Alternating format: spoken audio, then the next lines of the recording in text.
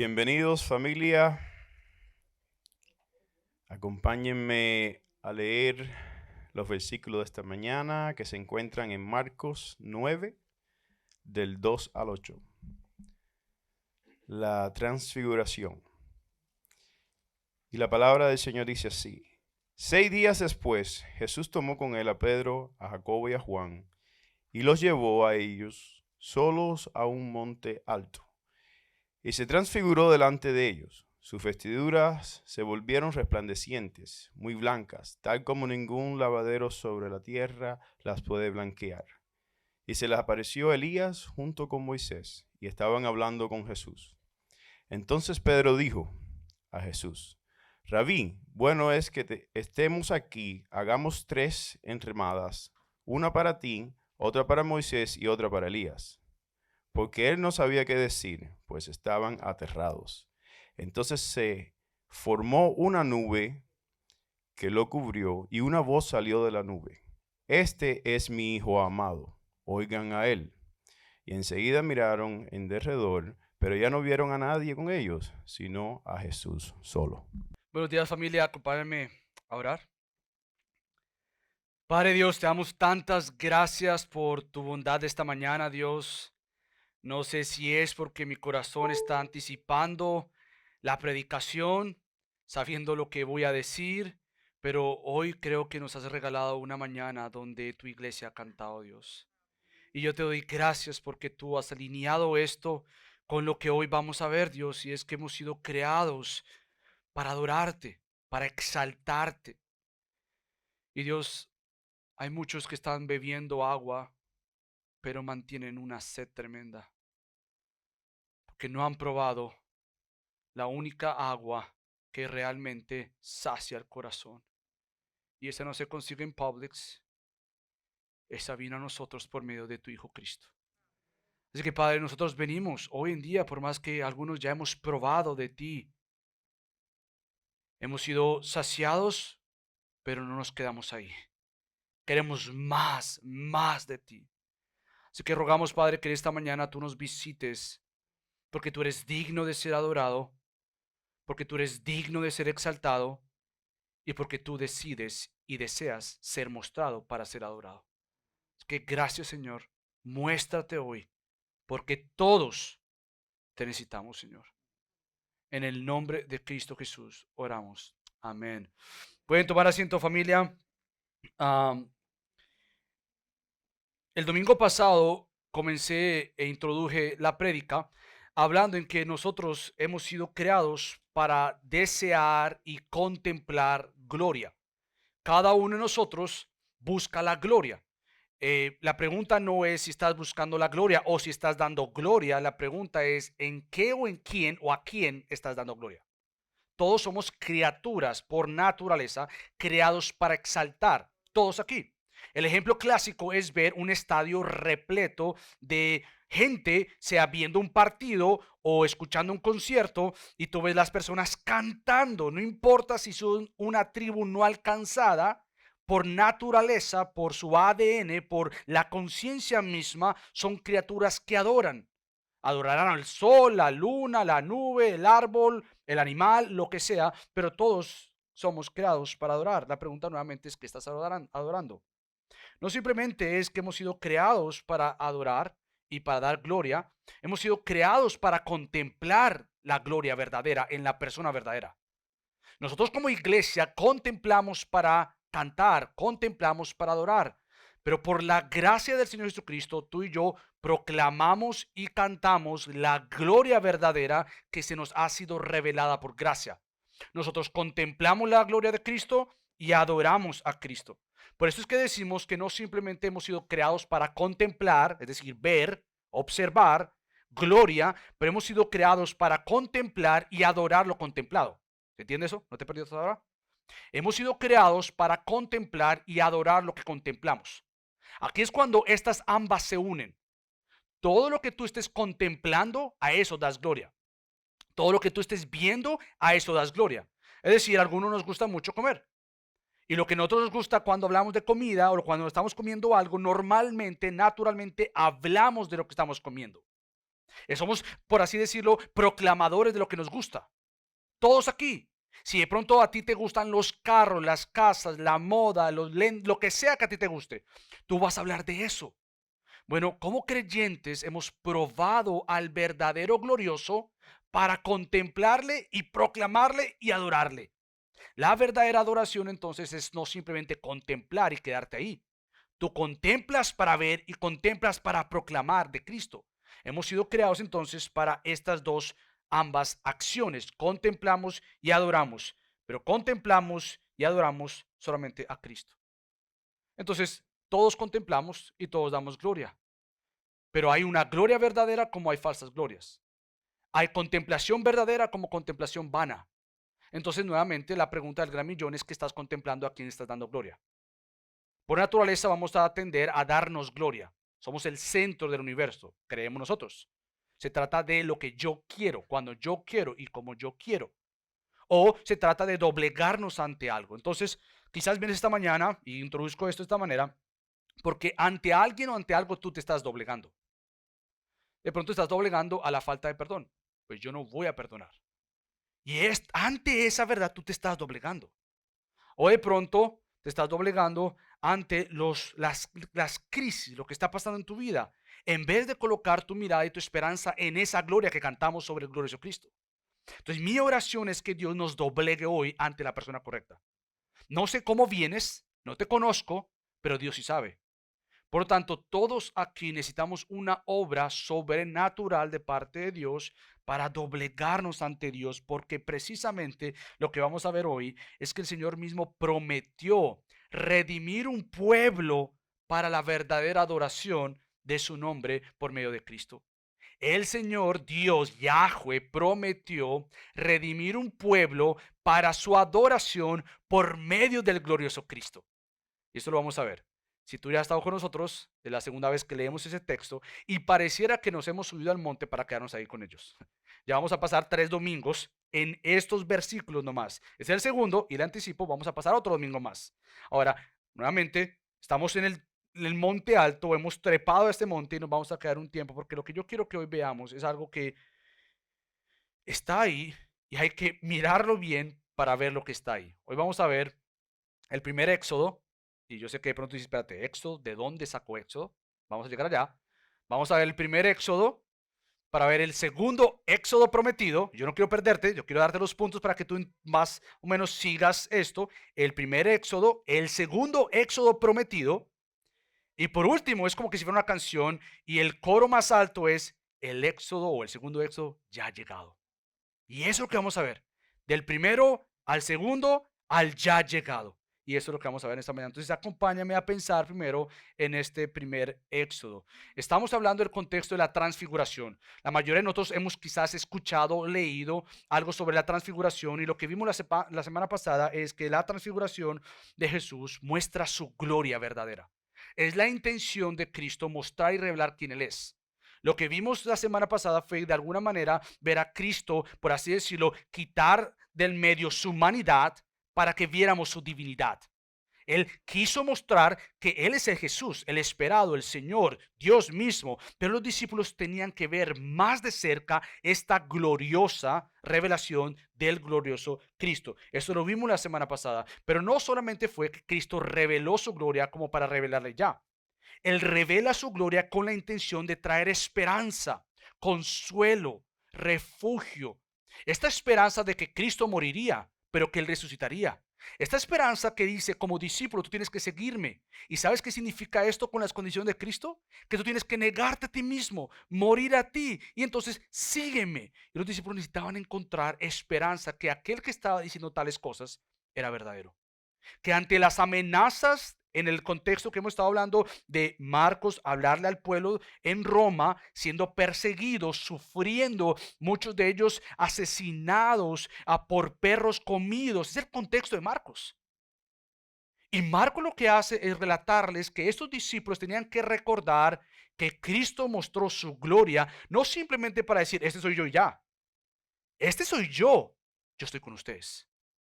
La misma gloria de Yahweh, del Todopoderoso, que por obra de Dios hoy hemos visto bastante de esta gloria de Cristo, y aún Fernando nos leyó Hebreos como texto clave de ver que la gloria de Dios en la persona de Cristo. Estos discípulos necesitaban entonces ver que había esta gloriosa revelación del glorioso Cristo. Junto con él hay dos profetas. Hemos estado hablando de dos profetas la semana pasada, hoy, y lo veremos la próxima semana, especialmente con Elías la próxima semana. Pero hemos visto dos profetas. Hemos visto al profeta Moisés y al profeta Elías. Ellos estaban en este monte alto con Jesucristo y estos otros tres discípulos. Estos dos profetas habían estado o subieron al monte del Yahweh, al monte del Señor, Moisés y Elías. Y están en este monte alto, pero en el Antiguo Testamento vieron la gloria de Yahweh y ahora ellos están viendo la misma gloria, pero en la persona de Jesús. Viendo la gloria de Yahweh o del Señor, ahora ven la gloria de Jesucristo. Ellos están entonces viendo esta gloriosa revelación del glorioso Cristo. Entonces, la razón por la que Elías y Moisés están aquí con Jesús es porque algo más glorioso está pasando, algo maravilloso, anunciado en el atrás, esperado en el atrás, pero ahora se está mostrando.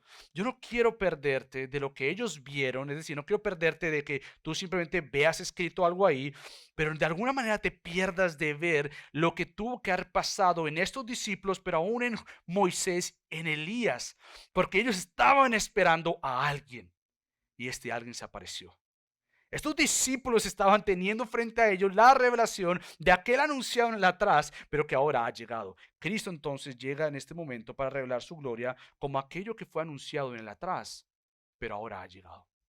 Aquello que fue prometido, pero ahora es consumado. Aquello que fue anunciado, mas ahora Él es el cumplidor de aquello que fue anunciado. Ellos están ahí nuevamente para ayudarles a entender que hay algo más en mente que ellos deben tener.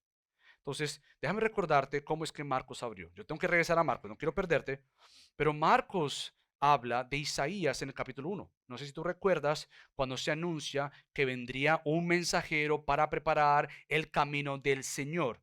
Uno tenía que preparar el camino del Señor y lo que hace Marcos es citar Isaías. Y vimos en Isaías capítulo 40, versículo 3, que este gran mensajero traía un gran mensaje sobre este gran Señor. Ahora vimos que esto es una alusión a Elías, pero es un cumplimiento de Juan el Bautista. No quiero perderte ahí porque eso lo vamos a ver la próxima semana. Quiero ayudarte a cómo es que Marcos ha estado caminando para este evento clave en el texto y en su historia. Hemos llegado hasta acá habiendo ya caminado que habría uno que venía en el nombre del Señor para proclamar el camino del Señor.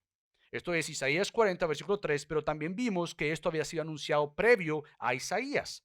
¿Te acuerdas que es lo mismo que vimos en Éxodo capítulo 23, versículo 20, cuando dice que un ángel o un mensajero iba a ir a preparar el camino del Señor? No simplemente es nuevamente Isaías, lo vimos en Éxodo, pero también la próxima semana vamos a abundar un poco más en Malaquías. Ahora, yo estoy ayudándote a caminar por todo esto del Antiguo Testamento, porque esta revelación gloriosa no es simplemente un acontecimiento del Nuevo Testamento, es el cumplimiento de algo glorioso del Antiguo Testamento. Entonces, para nosotros tener en cuenta y abrazar esta rica verdad, tenemos que ir atrás para entender que el cumplimiento de la gloria de Jesús era lo anunciado en el atrás, pero ahora ha llegado. Ahora tienen ojos para ver porque la persona ha llegado. Ahora tienen el corazón dispuesto porque la obra de Cristo ha sido hecha para dar corazones nuevos. Entonces, la relación de Cristo en esta reunión confirma la visitación de Yahweh con ellos.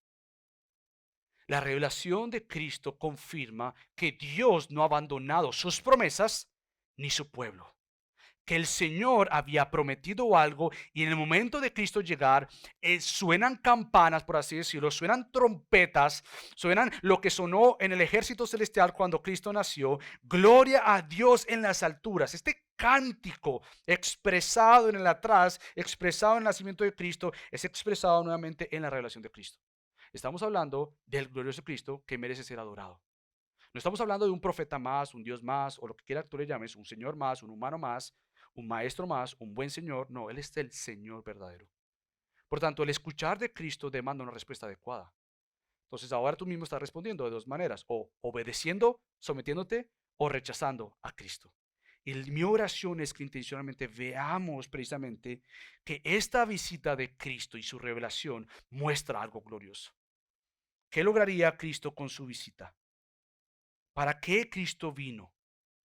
Bueno, estas preguntas son contestadas en la conversación que Jesucristo tuvo con Elías y Moisés. Estas preguntas van a ser respondidas en la conversación que Jesucristo tuvo con Elías y Moisés. Ahora bien, si tú te das cuenta, ahora sí regresando a Marcos 9, versículo 4, al final, ahí donde vamos a estar acampando, por así decirlo, y se les apareció Elías junto con Moisés y estaban hablando con Jesús. La pregunta para ti es, ¿de qué estaban hablando? Marcos no nos dice nada. ¿De qué estaban hablando? ¿Tú te imaginas si esta gloriosa revelación que estos discípulos bien atemorizados y asustados no sabían qué hacer? Por eso Pedro dice tal cosa como que, mira, ¿sabes qué? Acampémonos acá, un tabernáculo para ti, otro para ti, otro para ti, y no sabemos qué más decir. ¿Qué estaban hablando?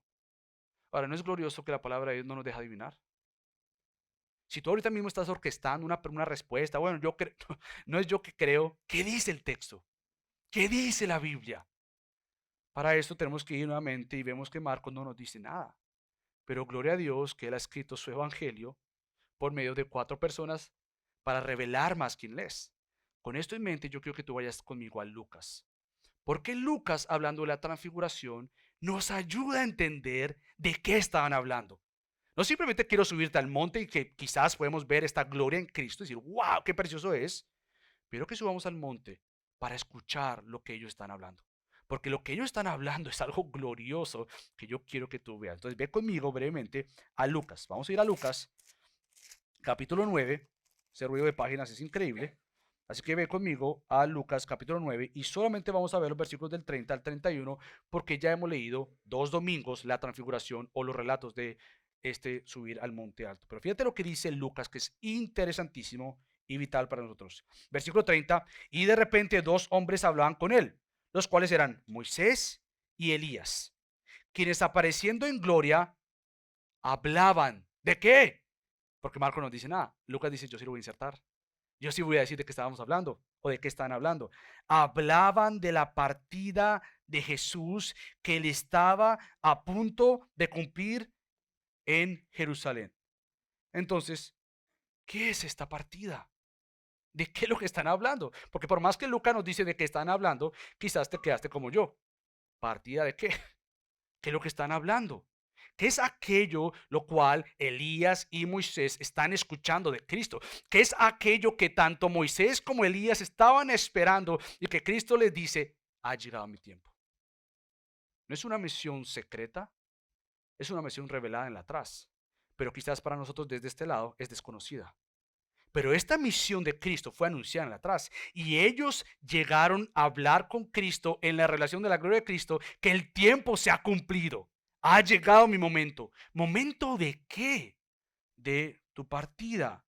Ahora, aquí sí te digo que la palabra partida, aquí, hablando de su partida, significa éxodo, literalmente.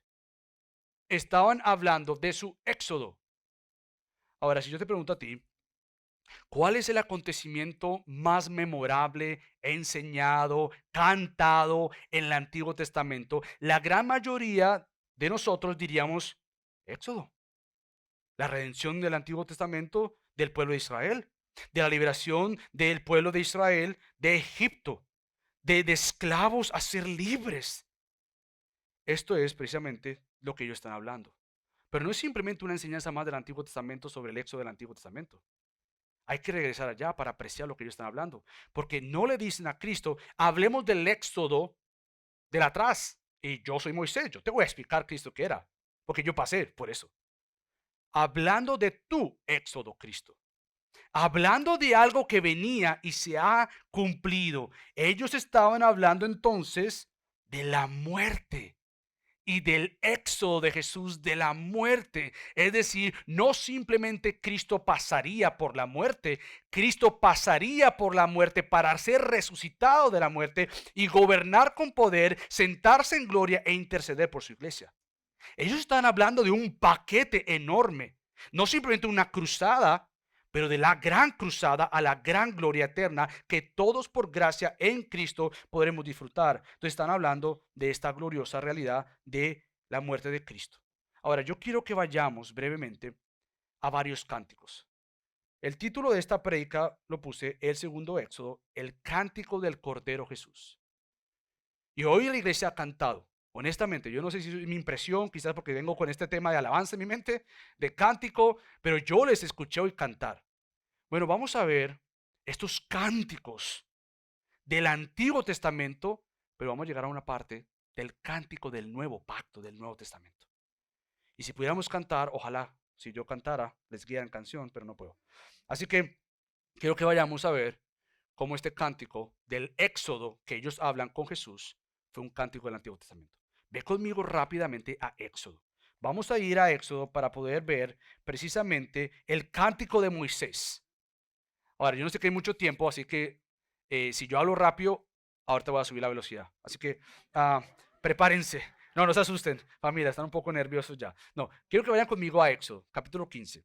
Y yo lo voy a leer del 1 al 18 brevemente, haciendo énfasis en dos versículos anteriores. Así que mira, Éxodo 15 habla de este cántico de Moisés después de haber sido liberados, después de haber sido redimidos, después de haber sido sacados, después de haber visto la mano o el brazo fuerte de Yahweh para con sus enemigos, pero el brazo fuerte para con su pueblo sosteniendo. Entonces fíjate lo que dice Éxodo 15.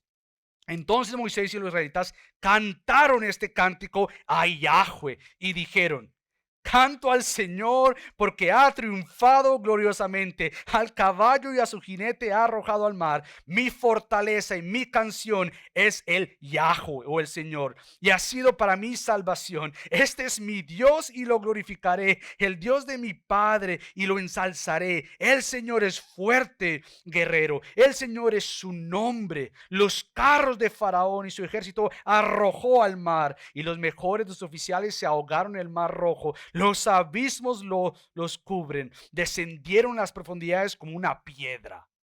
Tu diestra, oh Yahweh, es majestuosa en poder. Tu diestra, oh Yahweh, destroza al enemigo. En la grandeza de tu excelencia derribas a los que se levantan contra ti. Envías tu furor y los consumes como paja. Al soplo de tu aliento se amontonaron las aguas, se juntaron las corrientes como en un montón. Se cuajaron los abismos en el corazón del mar. El enemigo dijo: perseguiré, alcanzaré, repartiré el despojo. Se cumplirá mi deseo contra ellos. Sacaré mi espada, los destruirá mi mano.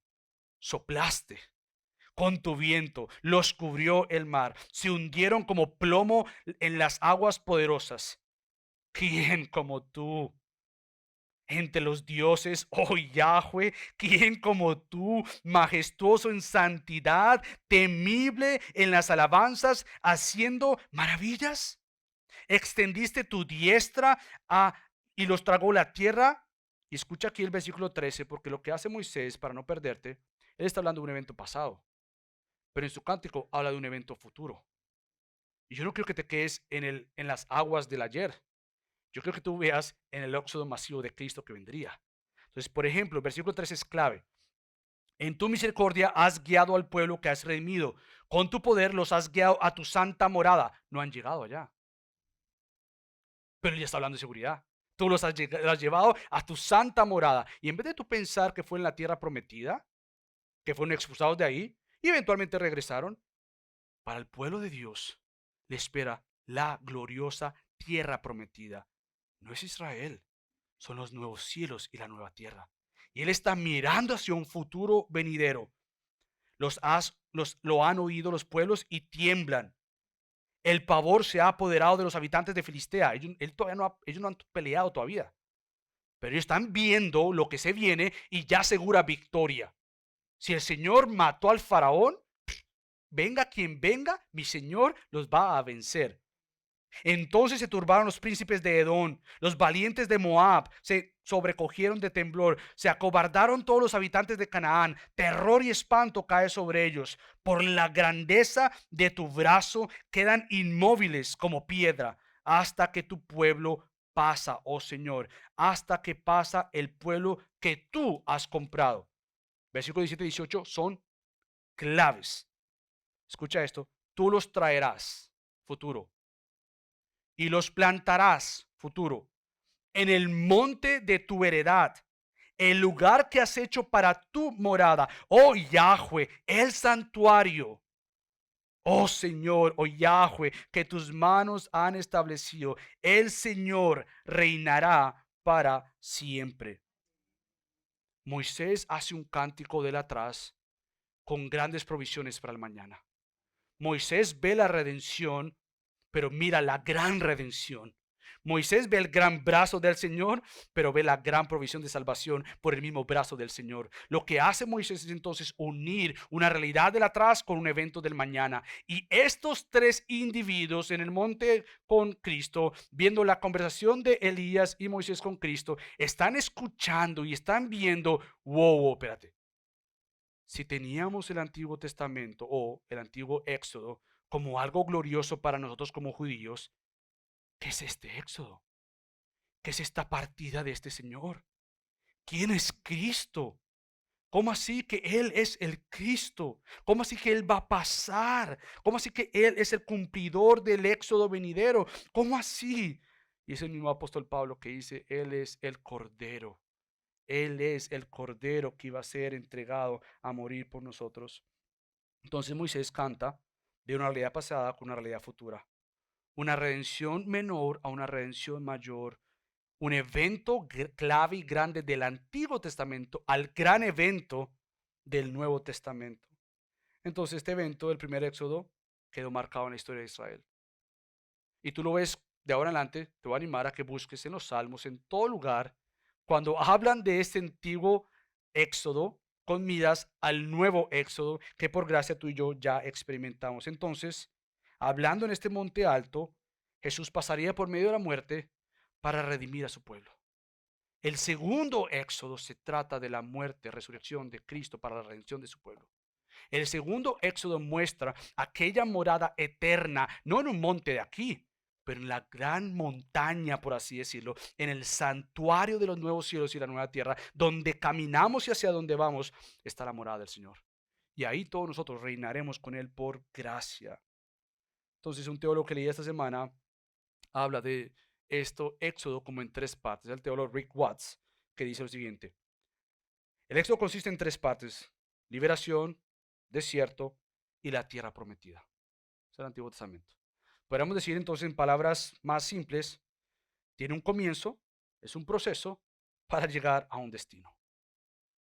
Los israelitas tuvieron que pasar por esta liberación, después tuvieron que pasar por este gran proceso en el desierto para llegar a la tierra prometida. Pero aquella tierra prometida en el Antiguo Testamento era tan solo una sombra, no era la tierra prometida.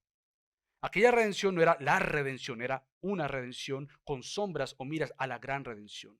De lo que estamos teniendo frente a nosotros es que estos israelitas tenían confianza de que el brazo del Señor había obrado. El brazo del Señor había obrado para favor de ellos y en contra de sus enemigos. Ellos tenían esperanza que a lo largo de la caminata con destino a la tierra prometida, Yahweh iba a responder. Ahora te pregunto, ¿qué dificultades tú estás pasando? ¿Qué temores tienes? ¿Cuáles son tus ansiedades? ¿Qué pecados te gobiernan? ¿Ante quién te doblegas o ante qué te doblegas? Cuando en realidad este brazo fuerte de Yahweh no está así para contigo. Por gracia, si has creído en Cristo, te arrepientes de tus pecados. Este brazo fuerte que redimió al pueblo ha sido mostrado como el brazo fuerte para aplastar al Hijo, Cristo. En vez de aplastarnos a nosotros, el brazo fuerte de Yahweh entregó a su Hijo para aplastar a su Hijo. Y de esta muerte de Cristo, tú y yo disfrutamos redención, perdón, justificación. Por lo tanto, si Dios está con nosotros, ¿quién contra nosotros? ¿Qué estás pasando? Aflicciones que te atemorizan, te dan miedo, dices esto es muy grande, yo no puedo. ¿Qué pecado te estás doblegando? Que tú dices, no, ya he intentado tantas veces y sigo en lo mismo, y sigo en lo mismo. ¿En serio tu Yahweh es tan débil? ¿En serio él no puede romper cualquier patrón de tu vida, cualquier circunstancia en tu matrimonio, con tus hijos, con tus vecinos? ¿En serio Yahweh es tan pequeño? Porque lo que vemos acá es que Yahweh es bien grande y es celoso por su pueblo. es celoso para que su pueblo entonces conozca y experimente más de esta gloriosa verdad de las conquistas del Señor. Entonces la redención de Jesús muestra que nos ha librado de la muerte eterna. La redención de Cristo nos muestra que la ira santa del Señor ya no está sobre nosotros. La redención de Cristo nos muestra que el gran enemigo, Satanás y la muerte y el pecado sobre tu vida que gobierna fueron derrotados. Eres libre. Nos promete llevarnos al descanso eterno. Entonces, para cerrar este primer punto, el teólogo Michael Morales dice, en última instancia, la redención del pueblo de Dios es de hecho un éxodo de un infierno merecido, con justicia y un transporte al paraíso de Dios. Cristo pasó por todo esto para llevarte a la gloria con Él. Por tanto, de este éxodo primero, con alusión al nuevo éxodo o al segundo éxodo, quiero que vayamos al éxodo prometido o al segundo éxodo prometido. Porque el cántico de Moisés que vimos en Éxodo 15 es el fundamento para los demás cánticos. Nuevamente, yo quiero que estemos preparados para cantar, porque todo lo que estamos viendo es con sentido de adoración. Entonces, del éxodo que vemos en el Antiguo Testamento por medio de Moisés y el cántico, ahora yo quiero que vayas conmigo al profeta Isaías. Porque Marcos, principalmente Marcos, aunque no mencione la palabra éxodo como lo hace Lucas, lo que hace Marcos es usar a Isaías desde el principio, el capítulo 1, como vimos, para anunciar, yo tengo en vista el segundo éxodo. Yo lo tengo en vista porque le estoy anunciando de Isaías. Entonces ahora quiero que vayamos a Isaías para ver los cánticos del segundo éxodo expresado en Isaías. Ve conmigo a Isaías y vamos a ir, como vi ahorita, corrí rápido por Éxodo 15, ahora vamos a ver Isaías 11, algunos versículos por el tiempo. Isaías 11, versículos del 1 al 2, dice lo siguiente. Isaías 11, de 1 al 2. Entonces un retoño brotará del tronco de Isaí, y un vástago dará fruto de sus raíces, y reposará sobre él el espíritu del Señor, espíritu de sabiduría y de inteligencia, espíritu de consejo y de poder, espíritu de conocimiento y de temor a Yahweh o el Señor. Ahí mismo, ve conmigo al versículo 10 al versículo 12 de Isaías 11. Isaías 11, del 10 al 12, dice lo siguiente.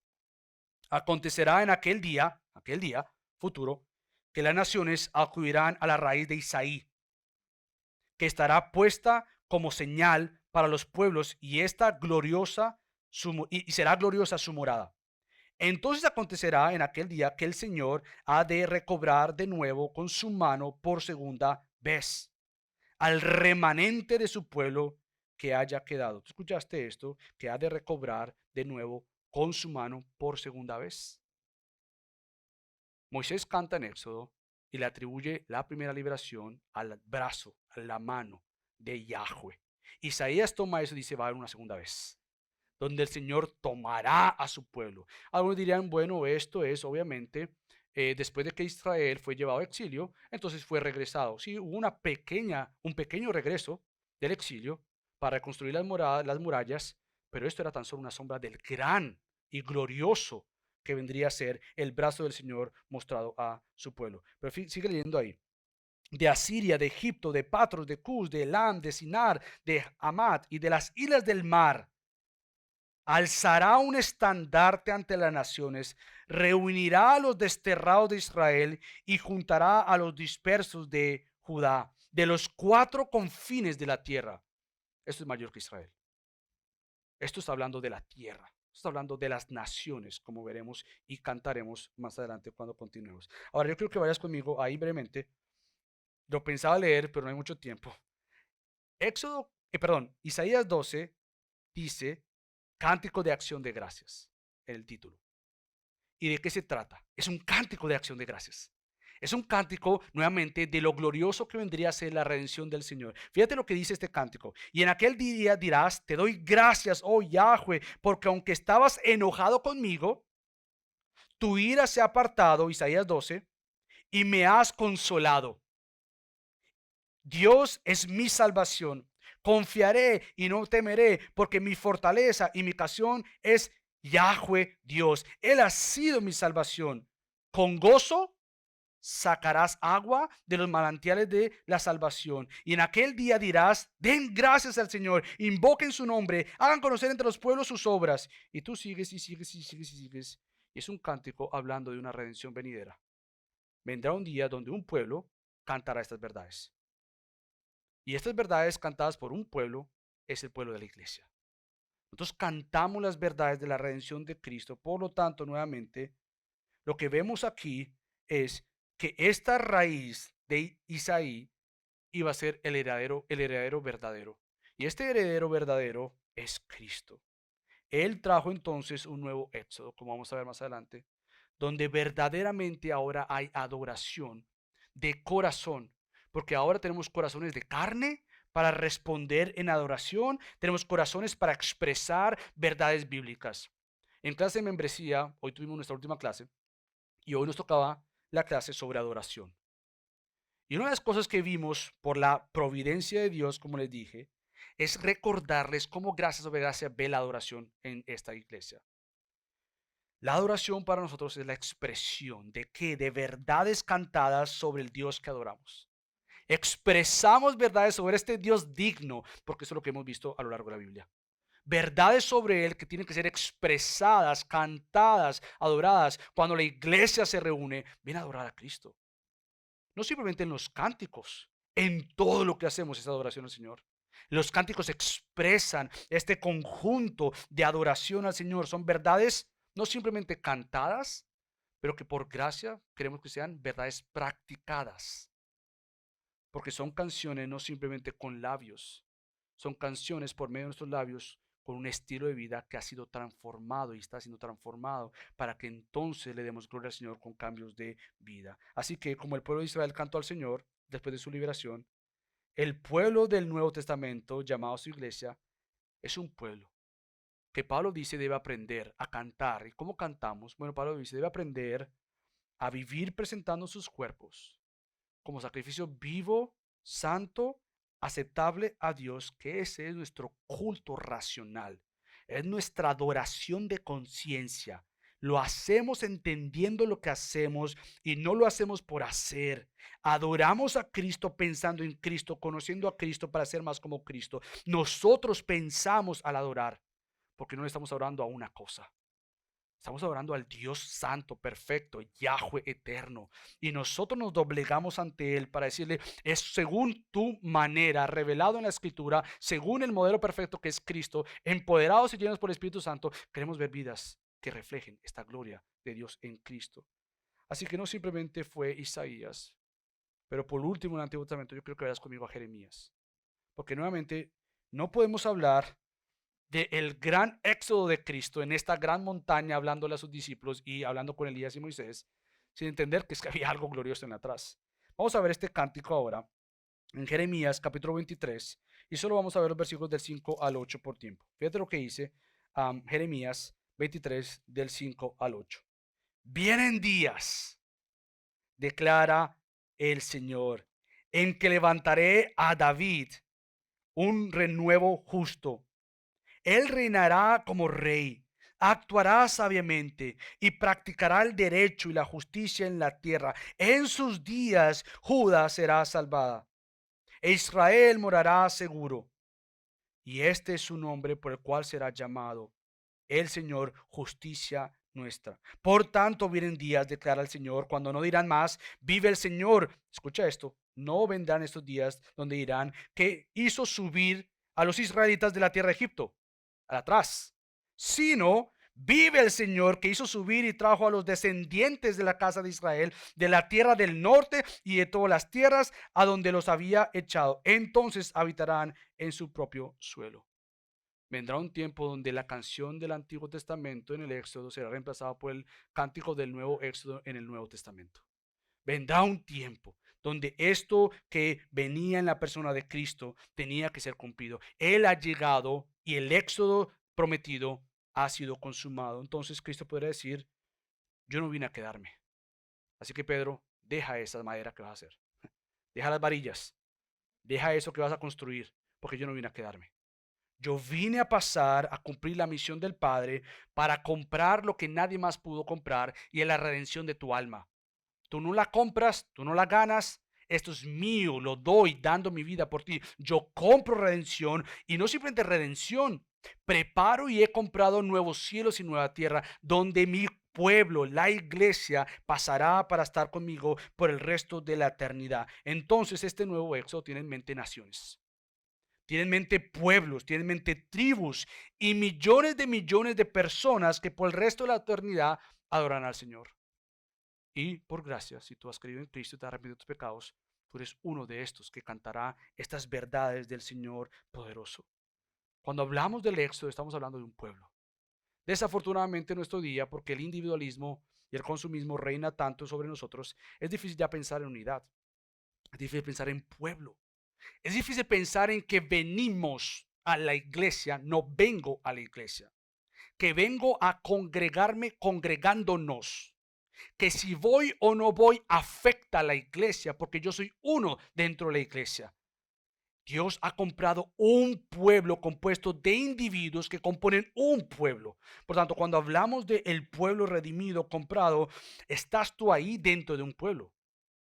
Por tanto, la adoración entre nosotros expresa nuevamente que somos el cuerpo de Cristo, que somos la iglesia de Cristo, que somos ciudadanos de aquella ciudad celestial donde nosotros caminamos juntos y unidos, caminando hacia esta gloriosa verdad con el destino final para estar con la gloria del Señor. El nuevo éxodo o el segundo éxodo muestra el nuevo pueblo del Señor. Ahora, lo que estamos haciendo aquí, querido creyente, estamos asegurando y mostrando que el plan del Señor es seguro. Él prometió salvar y Él ha comprado salvación. Él ha garantizado salvación. Querido creyente, tú tienes un futuro seguro. Por más que las cosas se pongan color oscuro de este lado, nublado, tú tienes una promesa sobre tus hombros, sobre tu corazón y sobre tu mente. Y es que tú esperas el destino glorioso con el glorioso Señor. No importa qué estás pasando, no es una falsa esperanza, no es minimizar lo que estás pasando, es poner tu vista en el lugar correcto con la persona correcta. Tú estás de camino a un lugar donde allá y solo allá hay un destino seguro y verdadero, porque la llegada de Cristo con su nuevo éxodo lo que mostró y aseguró es que llegaría el momento donde Él traería este nuevo éxodo con nuevos cielos y nueva tierra y hacia allá vamos. Por lo tanto, amada iglesia, lo que estamos haciendo acá no lo minimizamos. No minimizamos el congregarnos, no minimizamos el compartir este tiempo juntos, ayudándonos y no vamos a descuidar precisamente que lo que estamos a punto de experimentar cada vez más es probar que Dios ha comprado un pueblo, lo ha redimido, lo ha unido. Lo que Dios ha hecho es nuevamente hacer criaturas libres de adoración falsa para adoración verdadera. El Señor te ha hecho libre para doblegarte ante la persona correcta y no ante tu propio pecado o alguien más. El Señor nos ha hecho libres de mirar hacia atrás al enemigo como Israel seguro lo vio, todavía con los carros por ahí en el agua y decir, ese era mi enemigo. Ahora entonces decimos, Dios nos ha librado de sus manos. Dios nos ha librado de su santa ira, pero nos ha librado de la muerte eterna, con muerte física, pero eterna y espiritual.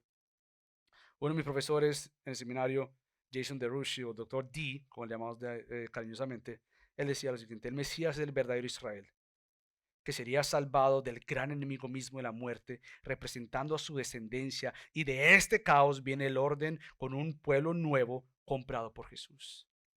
Ahora sí, entonces, habiendo caminado, vamos a ver el segundo éxodo ya ha llegado. Y yo te he dado ciertas ideas para llegar y meditar sobre esta preciosa verdad de lo que Marcos nos dice entre palabras, por así decirlo, ahí adentro, pero Lucas nos recuerda que Cristo vino para anunciar que su segundo éxodo o su éxodo iba a acontecer.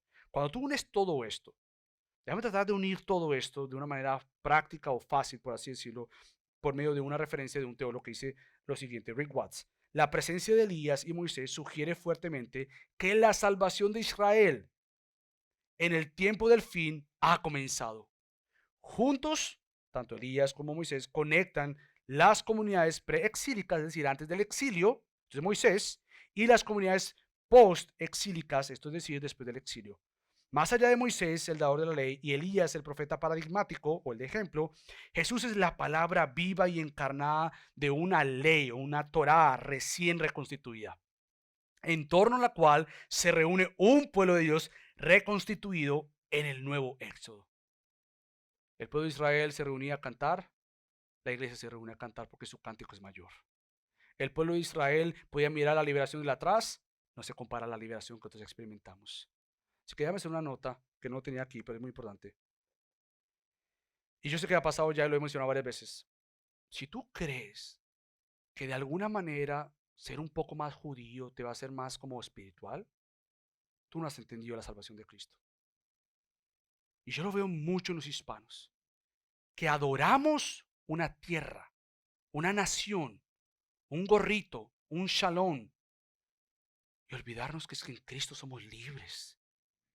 Entonces no pretendas creer que vas a ser más espiritual delante de Dios si es que de alguna manera te asemejas más a un pueblo judío. Porque quiero decirte que tú no eres eso. Tú eres lo que Cristo dice, porque Él ha comprado un nuevo pueblo, lo ha redimido. Judío y gentil tienen que poner su mirada en Cristo. No importa de qué tributo vengas, si eres judío o no judío, no busques tu salvación en una nación. Tu salvación viene de aquel que ha comprado naciones, pueblos, tribus, y este es Cristo.